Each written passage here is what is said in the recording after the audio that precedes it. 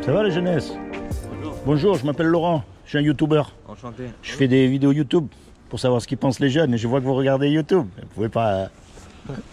C'est pas vrai? C'est pas YouTube. Ah, c'est TikTok que vous avez vous? Eh oui. C'est fini YouTube? Non, pas encore. Non, ça y est, mais c'est plus TikTok, disons. Ah, moi ça m'intéresse un peu de savoir ce qu'ils pensent les jeunes parce qu'aujourd'hui on nous parle de tout et de rien mais il y a un sujet où on ne nous parle pas. Lequel? C'est qu'un jour ou l'autre on va mourir tous. C'est sûr. À quel âge vous allez mourir? Qu'est-ce qu'on en sait? Peut-être là, en rentrant chez nous, on se fait jeter par une voiture. Exactement, on ne sait pas quand on meurt. Alors ma grande question c'est de savoir où est-ce qu'on va. S'il y a quelque chose après, s'il n'y a rien après, si vous avez une croyance, une religion, une espérance, je ne sais pas moi. Alors vous par exemple, quand vous mourrez, qu'est-ce qui va se passer? Moi, je suis de confession musulmane, donc... D'accord. Alors vous, quand vous mourrez, qu'est-ce qui se passe? Alors là, honnêtement, je ne saurais pas vous répondre, même si j'ai un minimum de connaissances, on va dire, sur l'histoire de ma religion, je saurais D'accord. pas... Et vous? D'accord, donc vous croyez en Dieu, quoi. Oui. Bon, normalement, quand on meurt, on va être jugé par rapport au bien ou au mal qu'on a fait. Bien sûr. Donc la grande question à se poser, c'est de savoir comment est-ce qu'on sait si on fait du bien ou du mal. Parce que vous avez remarqué, dans certains pays, le bien, c'est pas le même bien que dans d'autres pays. Ça, après, ça dépend des cultures, ça dépend des... Voilà, des par cultures. exemple, regardez l'incision des petites filles. Dans certains pays, c'est bien, c'est même un honneur, alors que pour nous, c'est barbare. En Afrique du Sud, notamment. Oui, oui, et etc. en Mauritanie. Ah, en Mauritanie, je ne savais pas qu'ils le faisaient. Oui, oui, enfin je crois, hein, je sais pas, Oui, mais bon, oui, pour oui. vous dire que suivant là où on est, mais il doit y avoir quand même, vous voyez, donc pour que Dieu soit juste, il a dû donner la même loi à tout le monde. Et cette loi-là, ce sont les 10 commandements, la loi de Moussa. Alors on va voir si vous êtes quelqu'un de bien. Et attention, je ne vous juge pas parce que moi j'ai lamentablement échoué au test. Hein. Alors il y a un commandement, il dit par exemple, tu mentiras pas. D'accord. Est-ce que vous avez déjà menti? Bien sûr, oui. Et vous? Comment on appelle quelqu'un qui a menti? Un menteur. Il y a un commandement, il dit tu voleras pas. Est-ce que vous avez déjà pris quelque chose qui n'est pas à vous? Non. Eh, j'ai pas dit beaucoup, même un petit truc. Enfin, Réfléchissez bien parce que vous venez d'admettre Oui. que vous êtes deux menteurs comme moi et croyez pas que je vais vous croire. Après, il faut savoir que les péchés comme ça, c'est la nature humaine. Voler, mais on en vient. Dieu, il dit qu'il- Mais vous, oui, mais c'est vrai ce que vous dites, c'est la nature humaine. Et c'est pour ça qu'il nous a créé exprès genre, avec des défauts. Donc, Regardez un c'est petit obligé- garçon. C'est obligé d'avoir déjà fait. Regardez un petit garçon. On n'est pas obligé à lui apprendre à faire des bêtises. Il sait faire les bêtises de nature. bien sûr. Par c'est- contre, il faut se battre pour lui apprendre à faire le bien. Ouais. Vous avez absolument raison. Le mal, il est en nous. C'est notre nature. On appelle ça une nature pécheresse. Parce Après, que le péché, il est en nous. chacun fait des erreurs, le tout c'est d'en apprendre. Ça, on fait tous des erreurs. Il y a un commandement, il dit, tu honoreras toujours tes parents. Attention, il y a un piège. Est-ce que vous avez toujours honoré vos parents? Non. Ah. Et vous? Dans quel sens on aurait nos parents? Honorer, respecter, honorer, mettre en valeur. Par exemple, est-ce que vous leur avez toujours obéi? Pas- Ah, Est-ce qu'à votre avis, désobéir à ses parents, c'est les honorer? Vous savez, Dieu, il a une intelligence tellement au-dessus de la nôtre que pour lui, un petit mensonge, de rien du tout, ne serait-ce que de mentir à ses parents, pour des bêtises, hein, il ne peut pas voir. Parce qu'il est tellement pur, il est tellement saint. Imaginez l'intelligence de celui qui a créé tout ça. Les papillons, les lions, le soleil, vos yeux. Non, mais quand on réfléchit, parce qu'on ne réfléchit pas à ces choses, mais imaginez un peu son intelligence, sa grandeur, sa puissance. Attendez, lui, il a créé le soleil comme ça, là, hop, et c'est lui qui le fait tourner encore. Hein. Alors que nous, avec toute l'intelligence qu'on a, on n'a toujours rien créé à partir de rien. C'est un fait scientifique que rien ne peut rien créer. Vous voyez? Et nous, on s'amuse comme si Dieu n'existait pas, comme si machin. Mais un jour, on va devoir rendre des comptes quand on meurt. C'est ça le jugement entre le bien et le mal, le jugement dernier qu'on appelle. sans vouloir être indiscret, vous êtes de quelle confession vous? Aucune. Vous êtes athée? Non, pas du tout. Ah non, athée. De toute façon, personne ne peut être athée. Parce que pour être athée, si un jour vous rencontrez un athée, vous lui dites non, tu peux pas être athée. Alors il va dire oui, oui, mais tu sais pas ce que... Non, parce que pour être athée, il faut avoir la connaissance absolue. Bien sûr, il faut savoir. Et on l'a pas, la imaginons qu'on ait 1% de toute la connaissance qu'il y a à découvrir. Qui vous dit que dans le reste, il n'y a pas la preuve que Dieu existe? Et donc vous croyez que Dieu existe? Moi, je crois que Dieu existe. Mais justement, je crois que Dieu, il ne faut pas mélanger avec la religion. quelle qu'elle soit. Vous savez pourquoi? Parce que la religion, pour moi, ce sont des hommes qui se sont autoproclamés représentants de Dieu sur terre pour dominer sur les autres hommes. Quelle que soit la religion. Il n'y en a aucune aujourd'hui qui a les mêmes propres. Aucune. On ne peut pas dire le contraire. Même chez les musulmans, chez les catholiques. Pourquoi? Parce que c'est des hommes. Oui, pourquoi? Parce que c'est des hommes qui sont là et qui dirigent. Et puis, regardez ce qui s'est passé en Syrie. Comment vous pouvez aller dans une mosquée alors qu'il y a des grands-pères, des enfants, des bébés, des femmes? Vous leur envoyez des bombes en même temps. Je ne veux pas savoir qui a tort ou qui a raison, mais à un moment donné, il faut être voyez, mais c'est pareil, il ne faut pas croire, hein, catholique, c'est pareil, hein, toutes les religions. Moi, je crois que Dieu, c'est un Dieu personnel. La religion, tout le monde fait pareil, tout le monde pense pareil, tout le monde prie à la même heure, tout le monde va au même endroit. Et si vous n'êtes pas d'accord avec eux, ils vous regardent de travers, ils vous chassent, et il y en a même, ils vous tuent. Mais Dieu ne vous a pas fait des religieux, il ne vous a pas fait des robots, il vous a fait unique. Donc ce qu'il veut, c'est une relation unique avec vous, parce que vous avez subi des injustices que moi je n'ai pas subies, et vice-versa. Vous avez eu des joies aussi que je n'ai pas eues, et vice-versa. On a chacun une vie. Et Dieu, il veut s'inviter dans votre cœur pour marcher avec vous. Et vous lui parlez. Voyez? Mais le problème, quand on meurt, on va être confronté à cette loi parfaite. Et il n'y a aucun homme qui l'a accomplie. Donc Dieu va nous juger. Et puisqu'on a cassé la loi, il va nous déclarer coupables. Parce que lui, on ne peut pas l'acheter. Hein. C'est pour ça, par exemple, vous savez, chez les catholiques, ils disent « Oui, vendez votre maison, donnez tous les sous, machin, Dieu vous bénira, machin. » On ne peut pas acheter Dieu. On a fait le mal, on a fait le mal. On ne peut pas retourner en arrière. Imaginez, on fait un braquage tous les trois. Les pieds nickelés. On fait un braquage, on se fait serrer, on passe devant le juge. Et le juge, il nous dit « Voilà, vous me donnez 50 000 €. Vous êtes libéré. Ou vous partez 50 ans en prison. » On n'a pas les 50 000, on est perdu. Et on ne peut pas dire au juge, monsieur le juge, excusez-moi, j'ai fait beaucoup de bien à côté, vous voyez, regardez, j'ai donné à manger aux pauvres, j'ai fait ceci. Le juge va dire, c'est bien tout ça, mais aujourd'hui, tu es là pour le braquage. On ne peut pas acheter Dieu. Et on ne peut pas retourner en arrière pour effacer le mal qu'on a fait. On est fichu. Et tout ce qu'on mérite, c'est l'éternité en enfer. Et l'enfer, c'est pas la caricature qu'on en a fait avec le diable, les cornes, le machin rouge, non. C'est un endroit terrible, où il y aura des regrets éternels, des grincements de dents. Il y a marqué que les vers, ils ne meurent jamais. Vous savez, les vers qui mangent le corps. C'est un endroit où on est séparé de toute cette beauté, de ce Dieu incroyable qui nous donne la vie, la respiration, tout. Ça, c'est ce qu'on mérite. Tous. Peut-être, mais après... Il a dit qu'il était miséricordieux. Mais vous savez, un truc, c'est que justement, un créateur, ça aime ce que ça crée. Un musicien, il aime sa musique. Quelqu'un qui fait des petits plats, il aime les petits plats qu'il fait.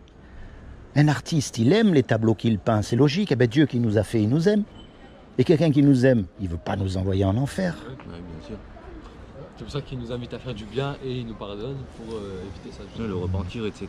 Donc il a fait quelque chose pour que vous et moi, malgré qu'on soit coupables, on puisse éviter son châtiment. Alors je vais vous dire ce que je crois moi. Parce que moi, je ne mets pas le couteau sous la gorge ou qui que ce soit. On est justement, l'intelligence, c'est de pouvoir écouter les autres. Moi, je crois que comme Dieu n'a trouvé personne sur la terre, aucun homme de parfait, je crois qu'il est venu lui-même sur terre et qu'il s'est habillé avec un corps. Il a pris une forme humaine qui est Jésus. Attention, pas ce qu'on en a fait, pas le Jésus des catholiques, pas le Jésus des mormons, pas le Jésus des protestants. Non, le Jésus des Écritures. C'est-à-dire Jésus, celui qui croit que Jésus est le Fils de Dieu et qu'il est ressuscité des morts, il aura la vie éternelle à mes côtés. Alors, je sais tout de suite, hein, vous savez, je connais bien, hein, Fils de Dieu, c'est pas possible. Et vous avez raison. Dieu ne peut pas avoir de relation sexuelle avec une femme, il n'a pas de femme, il ne peut pas avoir de fils. Vous savez comment on appelle les Arabes? Vous savez pas? Les fils du désert. Est-ce que le désert, il peut avoir un fils? Vous savez comment on appelle les Égyptiens? Les fils du Nil. Est-ce que le Nil, il peut avoir des enfants? Non. Une expression, c'est de la poésie arabe, bint el-shafa. Vous savez ce que ça veut dire? Non. Les filles des lèvres. Peut-être que je prononce pas bien, hein, excusez-moi. Les filles des lèvres, bint el-shafa. Oui. Mais en fait, en français, si je devrais traduire, ça devrait dire les paroles qui sortent de la bouche. Mais est-ce que les lèvres, elles peuvent avoir des filles? Non. C'est une image. Donc quand on dit fils de Dieu, c'est pas fils comme nous on a des fils, c'est une image, c'est-à-dire que quand vous voyez cet homme qui a vraiment existé, que les musulmans reconnaissent d'ailleurs comme un saint, comme pas n'importe qui, quand vous le voyez vivre, quand vous le voyez agir, eh bien en fait vous voyez Dieu que vous ne pouvez pas voir. Parce que tout ce qu'il a fait, si vous regardez bien, c'est du bien autour de lui. Vous connaissez, vous savez, il a guéri des malades qui ne le méritaient pas. Vous voyez ce que je veux dire? Et donc pour moi, quand il est mort à la croix, comme il est Dieu sur terre, comme il est par définition parfait, je crois qu'il est mort pour moi. C'est comme l'agneau que vous offrez tous les ans. Il faut qu'il soit parfait, l'agneau. Si l'agneau il est malade, ça ne marche pas. On est d'accord pour se faire pardonner les... C'est pas vrai ce que je dis? Et il faut que l'agneau il soit en bonne santé. Eh bien là c'est pareil. Le seul homme qui a pu nous sauver, pour moi, c'est Jésus. Parce qu'il est Dieu sur terre. Mais attention, moi, je ne vous impose rien. Je ne vous invite pas à venir à droite, à gauche, non. Quand vous êtes tout seul, les amis, c'est là qu'il faut commencer à parler à Dieu, à lui poser des questions, à le chercher. Pas comme les hypocrites, vous savez, qui vont à la mosquée le vendredi, mais le mardi, ils ont oublié qu'ils sont allés à la mosquée. Ou les catholiques qui vont à la messe le dimanche, ils chantent Alléluia et tout, et puis après ils ont oublié, hein, ils se conduisent comme tout le monde. C'est pas vrai ce que je dis? Donc ça, c'est la relation que nous on entretient avec Dieu, mais pas celle que tout le monde voit. C'est tous les jours, personne n'a besoin de le voir. Vous l'invitez dans vos études, dans le sport, dans tout ce que vous faites. Vous mettez Dieu en premier dans votre cœur. Et vous lui dites, moi voilà, je suis de confession musulmane, j'ai grandi dans l'islam. J'ai rencontré ce gars là qui me parle de Jésus, mais il ne me parle pas de Jésus comme les autres. Parce que pour lui, Jésus, c'est pas le Jésus des catholiques, des mormons, des témoins de Jéhovah, c'est pas ce qu'on en a fait. Moi, je parle du Jésus qui a vraiment dans le livre. Le Jésus que vous connaissez en plus, qui a fait du bien autour de lui et qui veut vous sauver. Après, ce qui fait que pour nous, par exemple dans l'islam, on ne pense pas que Jésus, c'est Dieu qui a pris l'apparence sur terre. C'est que normalement, Dieu, il n'a pas de restriction, il ne peut pas se restreindre dans un seul endroit dans le monde. Non, mais vous avez raison aussi. Parce que si vous voulez, Dieu, pour nous, enfin pour moi, d'après ce que je lis dans les textes, Dieu, il est omniprésent. Ça veut dire qu'il est omniprésent, omnipotent, omniscient, il sait tout. Bon. Et Dieu a toujours été Dieu. Mais en même temps, Dieu peut tout faire. Vous connaissez les Druzes, les Druzim? C'est parce que l'islam aussi, il y a beaucoup de différents islams, on est d'accord. Les Druzim, voilà, et les Druzes, c'est eux qui vivent entre la Syrie, Israël et le Liban. Et ils se promènent avec des grands pantalons bleus. Et ils ont un bonnet blanc en général, je sais pas si vous avez vu. Et alors, pourquoi ce pantalon? Parce que pour eux, ils croient que le Messie viendra au travers d'un homme. Alors, mais pour vous dire que Dieu peut tout faire. Il peut tout faire, même venir et prendre la parole. C'est pour ça, Dieu ne peut pas mourir. Et pourtant, Jésus est mort à la croix. Ça, en fait, c'est pas faux ce que vous dites. Vous voyez? Non, mais c'est vrai ce qu'il dit, parce que Dieu, on dit qu'il ne peut pas se rester dans un seul endroit, mais ça veut dire qu'il a une limite. Ça veut dire qu'il a une limite. Donc non, il n'a pas de limite, il peut tout faire. Après, ça, je ne sais pas si c'est écrit dans le Coran. Peut-être que c'est au fur et à mesure des années qu'ils ont dit ça. Alors je vais vous donner, moi, pourquoi, je respecte le Coran, je respecte les uns, pourquoi. Pour moi, il y a un livre essentiel qui est la Bible, dont le Coran parle. Les gens du livre. On est d'accord? Bon. Pourquoi ce livre? Parce qu'avant tout, ce livre, ce n'est pas un livre religieux. C'est un livre historique. C'est-à-dire que Abraham, il a existé, Moïse, il a existé, le roi David, il a existé. Enfin, ce qui s'est passé avant, alors, tout ce qu'il y a là, ça s'est vraiment passé. Et aujourd'hui, on peut le prouver grâce à l'archéologie, qui est une science quand même, l'archéologie. Alors, on ne peut pas tout prouver. Mais comme on n'a pas trouvé d'erreur dans ce qu'on a déjà trouvé, ça veut dire que le reste, il n'y a aucune raison de penser que c'est faux. Donc c'est une foi raisonnée, pas juste aveugle. Pas ok, moi je crois. Non, c'est raisonné. On est au-delà du dogme. Voilà. Et maintenant, il y a aussi un truc essentiel qu'il n'y a pas dans aucun autre livre. Ce sont les prophéties accomplies. Les prophéties accomplies, c'est Moïse a fait des prophéties, Abraham, enfin tous ces hommes ont fait des prophéties, d'accord? Ça c'est facile de faire une prophétie, mais c'est plus difficile quand elles se réalisent. Et là encore, toutes les prophéties qui devaient se réaliser se sont réalisées sans aucune erreur. Donc celles qu'on n'a pas encore démontrées, eh ben, on peut raisonnablement penser qu'elles vont aussi se réaliser, puisqu'on n'a pas trouvé d'erreur. Si demain on trouve une erreur, il y a tout qui s'effondre, hein, mais pour l'instant on n'a pas trouvé. Et c'est pour ça que moi, je mets ma foi dans ce livre, qui en fait c'est plusieurs livres, hein, c'est pas qu'un seul livre. Hein. Alors il y en a qui vous diront, oui mais qui c'est qui a écrit la Bible? C'est des hommes. Mais je vais vous poser une question. Est-ce que vous avez déjà écrit quelque chose? Oui. Ah bon? Vous n'avez jamais rien écrit. C'est dans quel sens que vous dites ça? Oui, dans quel sens de l'écriture? C'est le stylo qui écrit. Ouais, C'est pas vous. c'est vrai. Vous donnez l'ordre au stylo. Le stylo, en fait, il suit votre ordre. Eh bien, les Écritures, c'est pareil. C'est vrai que c'est des hommes qui ont écrit les Écritures. Mais Dieu qui a- c'est Dieu qui, parle. voilà, c'est Dieu qui les a inspirés, on appelle. Ouais. Voyez les petits détails. C'est logique, en fait. Ouais. Voilà. Donc moi, c'est ce que je crois de tout mon cœur. Et c'est pour ça que je passe voir les gens, quels qu'ils soient. Oui. Parce que Dieu, il veut sauver tout le monde.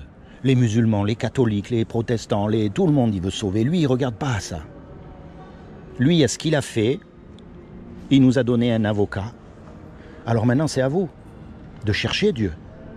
Encore une fois, pas comme les hypocrites. Quand vous êtes tout seul, c'est là, vous dites, bon, écoute, moi, je sais pas, je ne peux pas parler à votre place. Mais Dieu, il nous a envoyé un avocat. Et tout ce qu'il nous demande en échange, c'est rien. C'est pas de faire, c'est pas de rentrer dans une religion, c'est pas tout ça, non. Mais vous savez que cette loi, elle est écrite dans votre cœur. Parce que quand vous mentez, vous savez que vous avez menti. Quand vous volez, vous savez que vous avez pris quelque chose que c'est pas bien. Vous le savez. Et la culpabilité. Alors la prochaine fois, par exemple, que vous êtes confronté au mensonge, pour une raison ou une autre, hein, pour le bien, pour le mal, peu importe, on s'en fiche. Vous êtes là, vous allez dire, attends, mais Dieu, il veut me sauver. Dieu, il m'aime. Et moi, je vais mentir. Je ne peux pas lui faire ça. C'est comme si je lui crachais à la figure. Alors tant pis. Mais par conscience envers Dieu, je vais choisir de ne pas mentir. Et peu importe combien ça me coûte. Ça, c'est la vraie marche avec Dieu.